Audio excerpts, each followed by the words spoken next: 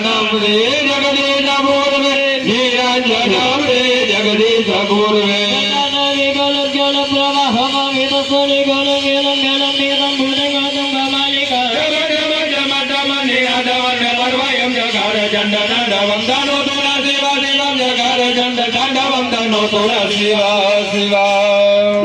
યજમાનો પોતાના સ્થાને આવી જાય અને બીજા ભક્તજનો બધા બેસી જાઓ. ટોટલી વ્યક્તિ નાના મોટા વડીલો બાળકો બધા પોતાના સ્થાન ઉપર બેસી જાઓ. હાલો.